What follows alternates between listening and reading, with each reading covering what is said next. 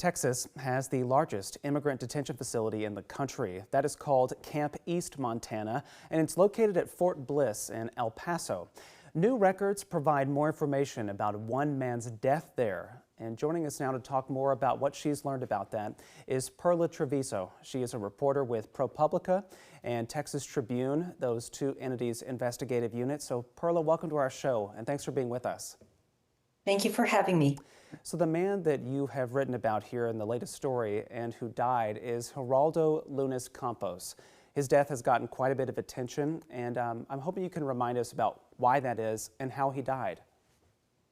Yeah, so Geraldo was a 55-year-old Cuban national. He was arrested by ICE in New York and came to Camp East, Montana on September 6th. He was detained for about 3 months, and on January 3rd, he died. Initially, ICE had said he had been found in medical distress, but to your point, what has attracted a lot of attention about his death is that an El Paso medical examiner ruled it a homicide.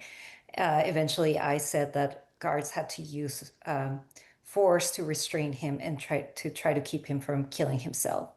And you were able to dig into some records and get your hands on those about what that showed about what happened while he was detained at this tent camp ahead of his death. What did you learn from that? Yeah, so ProPublica reviewed nearly 300 pages of an extended medical examiner report and investigation. And in it, we know a lot of the moment that he died, but we didn't know what had transpired before that in the 3 months that he was detained in El Paso. And what we find is that it was someone with known mental health illnesses.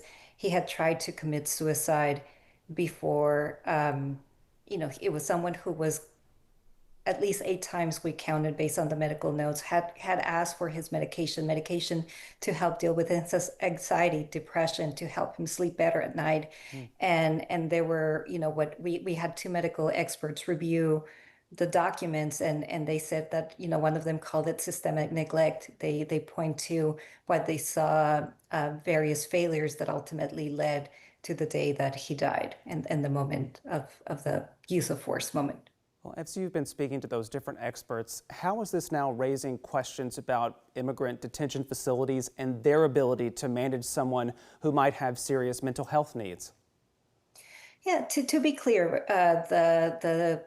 the quality of medical care, the type of medical care immigrants receive in immigration detention centers has been a longstanding concern, and there have been reports I came up with, investigations from 2005 detailing some of these issues. I think what has changed now is that, under the Trump administration, they have moved to detain a much larger number of people. At one point, it was almost twice as many.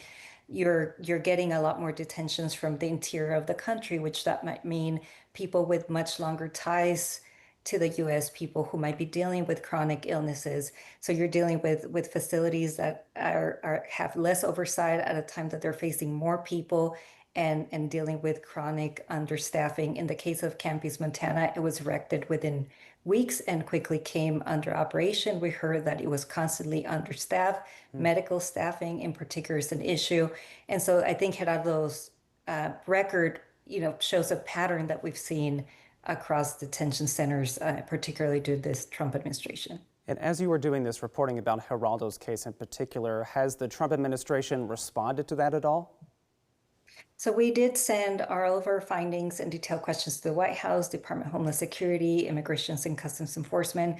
They did not respond to any of those or provide a comment. However, in response to general complaints about detention conditions at this facility and others, the administration has said that for many immigrants, this is the best healthcare they receive. In terms of Geraldo, in the death report, they said that he was receiving medication, he was under suicide watch, he was receiving care that he needed, and did not address any of the shortcomings that our experts pointed to.